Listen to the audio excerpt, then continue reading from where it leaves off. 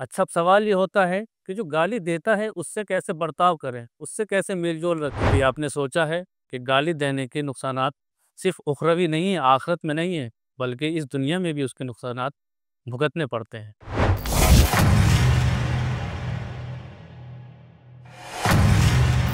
चिराग हिदायत रोशनी का पैगाम। बिस्मिल्लाहिर्रहमानिर्रहीम। इस्लाम एक ऐसा जामे और कामिल दीन है जो इंसान को अच्छाइयों की तरफ बुलाता है और बुराइयों से रोकता है। इन्हीं बुराइयों में एक बुराई गाली देना है। कुरान मजीद में मुतअद्दिद आयत ऐसी मिल जाएंगी कि जिसमें अल्लाह इस बुरे काम से रोक रहा है, यहाँ तक कि दूसरों को बुरे अलकाब से बुलाने को भी मना कर रहा है। आखिर ये इंसान गाली क्यों देता है? तो इसकी दो वजह हो सकती हैं। या तो इंसान गुस्से के आलम में गाली देता है, या उसकी हैबिट्स बन गई है, उसकी आदत बन गई है कि वो हमेशा गाली के बगैर बात ही नहीं करता। जब भी बात शुरू करेगा, गाली से ही शुरू करेगा।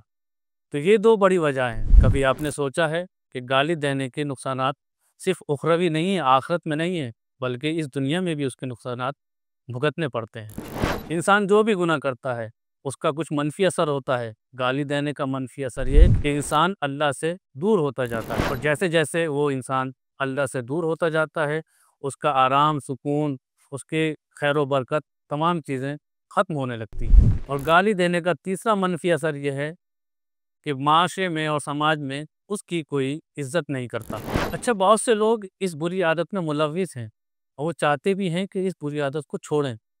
तो आइए जानते हैं कि कैसे इस बुरी आदत से छुटकारा पाया जा सकता है। इसमें सबसे बेहतरीन ज़रिया जो है वो खुदा का ज़िक्र है।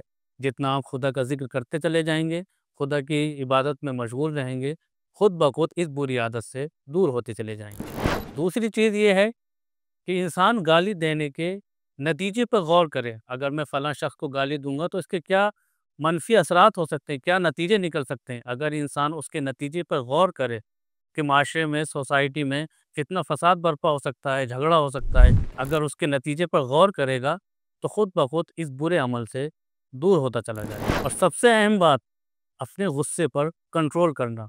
जितना इंसान अपने गुस्से पर कंट्रोल करता रहेगा, खुद ब खुद इस आदत से बचता रहेगा। अच्छा, अब सवाल ये होता है कि जो गाली देता है उससे कैसे बर्ताव करें, उससे कैसे मेल-जोल रखें? तो इसका इलाज ये नहीं कि गाली का जवाब गाली से दिया जाए।